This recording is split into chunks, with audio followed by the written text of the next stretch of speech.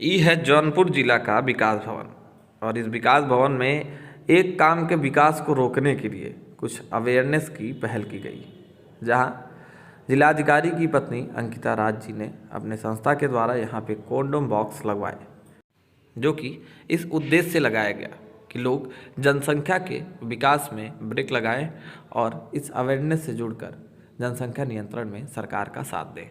Condom box जनपद के 3 प्रमुख स्थानों पर लगाया गया, जिसमें से एक विकास भवन भी था। विकास भवन में जब कॉन्डोम बॉक्स, कॉन्डोम और जनसंख्या पर हमने लोगों से बातचीत करनी चाहिए, तो उनकी जो प्रतिक्रिया आई वो आपकी सुनने लायक है। कुछ लोगों की बातें तो कुछ ऐसी थी जैसे जनसंख्या या कॉन्डोम पर बात करना ही सबसे बड़ा गुनाह हो। चलिए दिखाते हैं आपको जौनपुर के विकास भवन की ये खबर।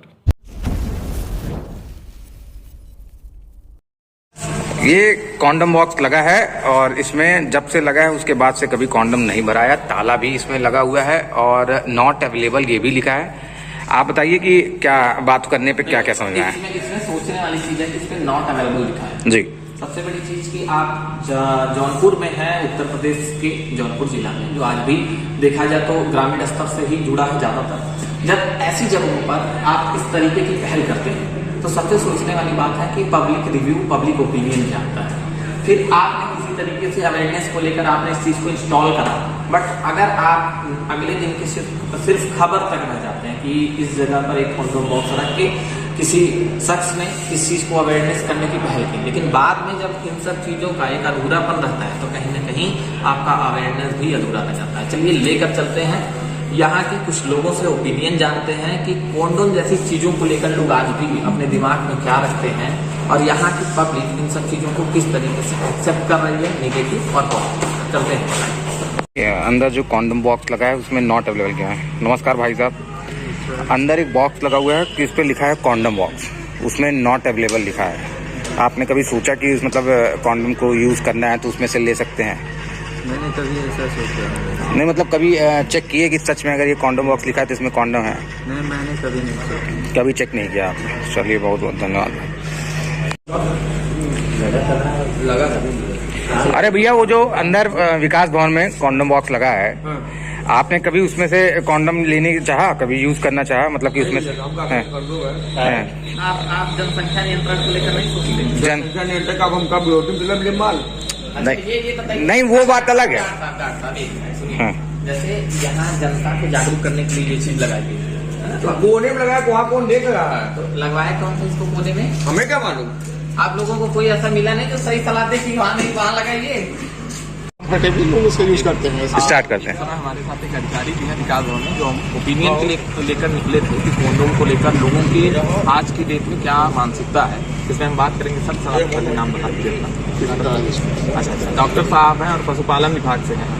तो सबसे बड़ी चीज़ है कि डॉक्टर भी हैं, तो कहीं ना कहीं सभी चीज़ों को लेकर इनके भी दिमाग में ऐसे पहलू चलते हैं। सर मतलब आज की डेट में भी कॉन्डोम जैसी चीज़ों को लेकर लोग जागरूक हैं या फिर अभी भी झेप खाते हैं? नहीं, झेप तो नहीं खाते, ऐसी बात नहीं है, कंफर्टेबली लोग लेते हैं। अच्छा, बॉक्स पे सब लिखा है नॉट अवेलेबल और बॉक्स मतलब पूरी तरह खाली है, तो ये किसी डिपार्टमेंट का काम था जो सील करना? ये तो देखिए आई। अच्छा सर, जब कई जगह लगा हुआ था ये तो बात सब। हाँ, लगभग 3 जगह लगा हुआ। विकास भवन में, एसपी कलेक्ट्रेट में, एसपी ऑफिस में, वहाँ तो मतलब आज की डेट में लोग ओपन हो चुके हैं। हाँ, इन सब चीजों में बहुत वो नहीं रह गया है। ऐसा है जो हमारे पास नेट हो गया तो नेट से इसमें बहुत ज्यादा कोशिश नहीं रह गया। हाँ, मतलब नेट के नाते लोग, नेट भी और पब्लिक डिस्ट्रीब्यूशन भी, और आप कितने स्टाफ हैं, हम लोग गाँव में जाते हैं, आशा आए ये है, क्या नाम है, कौन सी मतलब ये आशा होती है आपके यहाँ, आंगनबाड़ी, इनके माध्यम से इतना ज्यादा सरप्लस मतलब प्रचार महिलाओं में वो झिझक भी, महिला पुरुष दोनों में नहीं रहती, झिझक नहीं। लोग पहले जिस तरीके से नाम लेने में भी डरते थे, नाम लेने में डरते थे, उसका डिस्प्ले भी नहीं था, तो हर जगह डिस्प्ले, आप टीवी के सामने बैठे हर जगह डिस्प्ले आ रहा, आप देख रहे हैं उसको। अच्छा, ये चीजें सब पॉजिटिव वे में ली जा सकती है या निगेटिव? क्यों निगेटिव में ले? जैसे हर जगह डिस्प्ले, कोई दिक्कत नहीं। एक एज क्राइटेरिया नहीं है। आप एजुकेशन इतना डेवलप कर चुका है कि आप उसको, जो हम लोग बायोलॉजी में मेथड तो पढ़ते थे। अच्छा, बहुत अच्छी चीज है। मैं थोड़ा सा आपका समय नुकसान कर रहा हूँ। सेक्स एजुकेशन को लेकर, जब सेक्स एजुकेशन की बात नहीं कर रहा हूँ। नहीं सर, ये रिप्रोडक्शन जो रूल्स हैं, जो वायु से हमारे स्टार्टअप होते हैं, क्लास 9 से रिप्रोडक्शन का चैप्टर शुरू होता है। तो सर अगर एज की बात की जाए, उम्र की बात की जाए, तो कौन सी उम्र को देखा जाए कि इन सब चीज़ों पे नॉलेज देने के लिए सबसे परफेक्ट एज होती है? देखिए नॉलेज जो है, नॉलेज तो हर उम्र के बच्चों को होनी चाहिए, ऐसा नहीं है, लेकिन उसका उपयोग दुरुपयोग कहाँ पर होता है। जैसे लिकर की बात आप करते हैं या किसी चीज़ की बात करते हैं, अगर आप उस चीज़ को जानते हैं, जैसे सांप होता है, आप उससे डरते हैं तो उससे दूर रहते हैं, है कि नहीं, छोटी चीज है। और जिस चीज का उसका दुर्गुण अगर आप जानते रहे, बच्चा कुछ चीजों को नहीं जानता, अनभिज्ञता पर वो गलत कार्य कर जाता है, या टीनेजर जो होते हैं भाई गलती हो जाती है, गलती सर्विस होती है, मानव स्वभाव। तो इसमें एज कौन सा सर? एक डॉक्टर भी है, आप भले आपका स्टाफ थोड़ा, एक एज होती है जब आपके 18 से 21 साल की उम्र, जो एक परफेक्ट एज रखी गई है, इस एज में उस तरह की सूचना होनी चाहिए। लेकिन एक चीज और मैं बता दूं कि जैसे हम लोग हाई स्कूल का लेवल जो होता है, बहुत ही एक महत्वपूर्ण स्टेज होती है किसी भी लाइफ में, जूनियर हाई स्कूल से हाई स्कूल, वो स्टेज बहुत ही चेंजेबल होती है। उसमें हर चीज की क्यूरियोसिटी होती है हमारे अंदर, हम इसको भी जान लें, उसको भी जान लें, लेकिन उस चीज को हमको आपको जानने की अगर एक एक्स्ट्रा क्लास चलाने की कोई आवश्यकता नहीं। हमारे सिस्टम में साइंस में उतना बताया जाता है और उतना लोग जानते हैं। कह सकते हैं सर कि डिजिटल प्लेटफॉर्म को जिस तरीके से बच्चे 13 साल 12 साल की उम्र में इस्तेमाल करना शुरू कर देते हैं और ये चीज डिस्प्ले के माध्यम से उन्हें दिखना भी शुरू हो जाती है, ये एक उनके दिमाग में जो परी होना शुरू होती है कि ये क्या है। पेरेंट्स भी आज के डेट में, हम यूपी के जौनपुर शहर में हैं, जहां अगर बात करें ग्रामीण स्तर या शहरी क्षेत्र में, वहाँ पेरेंट्स भी जल्दी इन सब चीज़ों पे खुल के अपने बच्चों से नहीं कह पाते। वहाँ इस चीज़ को लेकर और क्या डेवलपमेंट करना चाहिए, क्योंकि एज 18 जो बांटा गया है वो तो एक सिस्टम के लिए बांटा गया है, बट लोग डिजिटल होते हुए मतलब 13 साल के बाद ही लोग फोन, मीडिया, इन सब चीज़ों का मतलब टेलीविजन वगैरह यूज करना शुरू कर देते हैं। तो आज की डेट में कह सकते हैं कि एजुकेशन को लेकर थोड़ा सोचना चाहिए सरकार। एजुकेशन जो है वो एक मतलब पूरा सिद्धांतिक रूप से होता है, एक सिस्टमेटिक एजुकेशन होता है। ऐसा नहीं होता कोई चीज हम आपको बता देंगे, वेग नहीं होती है। एजुकेशन का मतलब एक क्रमबद्ध अध्ययन किसी चीज का होता है। तो हमारे यहाँ सिस्टम में अभी तक को क्रमबद्ध, जैसे हम लोग एक छोटी चीज आप बताना चाहेंगे कि जैसे अभी ये मोटरसाइकिल लिखा हीरो होंडा, एक अनपढ़ बच्चा भी कहता है ये हीरो लिखा हुआ है, ये होंडा लिखा है। तो उसको कहाँ एजुकेशन, आपने अंग्रेजी के अल्फाबेट भी नहीं पढ़ाया, वो बिल्कुल सुनते सुनते तो वो हमारा जो बच्चा पैदा होता है वो 4 साल का होता है, तो टेलीविजन पर हर विज्ञापन देख रहा हूँ और उसके साथ में एडिशनल सप्लीमेंटेशन अगर सेक्स एजुकेशन का भी होता तो कोर्स के रूप में, मतलब उसका तरीका हो जाता है। जैसे आप बायोलॉजी पढ़ते हैं तो बायोलॉजी में पहले आपको सेल पढ़ाई जाती है, बिल्कुल ना कि आपको टिश्यू पढ़ा करके इतना बड़ा प्लेटफॉर्म आप इसको बताएं कि ये बिल्डिंग क्यों कहते हैं निर्जीव क्यों है तो इसमें कोई सेल ना सेल है, वो मर गई है, अब वो मल्टीप्लाई नहीं करेगी, मल्टीप्लाई न करने की वजह से इसको हम कह रहे हैं निर्जीव। और जो हमारी सेल है मतलब पेड़ है, बढ़ रहा है, मल्टीप्लाई कर रहा है, रिप्रोडक्शन होता है।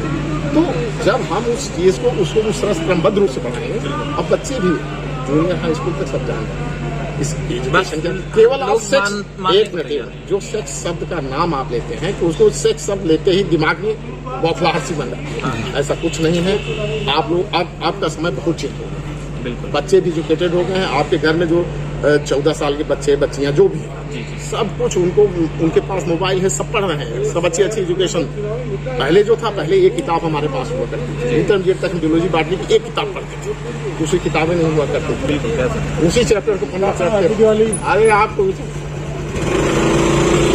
कोई ऐसी बात नहीं, उसका बहुत ज्यादा मतलब धीरे धीरे कंट्री अब हमारी इन सब चीजों को लेकर जानने लगी। हालांकि एक खामियां अभी भी है सर, ये हम भी मान सकते हैं, आप भी, कि लोग एक दूसरे से आज भी अपने बच्चों, मतलब पेरेंट्स अपने बच्चों से या बच्चे अपने पेरेंट्स इन सब चीजों को आज भी थोड़ा डिस्कस करने में डिस्कस करने में पाते हैं। लेकिन अगर टेलीविजन पर कोई विज्ञापन आता है तो उसमें आप भी बैठे होते हैं। और जस्ट एक कंट्रोल का विज्ञापन मैं बताऊँ, कौन सी टेलीविजन में देखता हूँ, यहीं पर कंट्रोल रूम में हम लोग बैठे रहते हैं, तो वहाँ भी आता है, वहाँ पर सरप्लस कौन से है उसका विज्ञापन आता है, सब लोग बैठ के देखते हैं।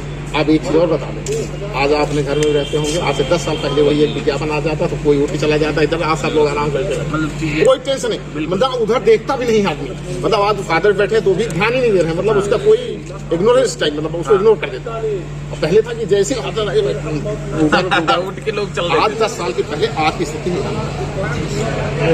बहुत बहुत धन्यवाद सर, हैप्पी दिवाली आपको।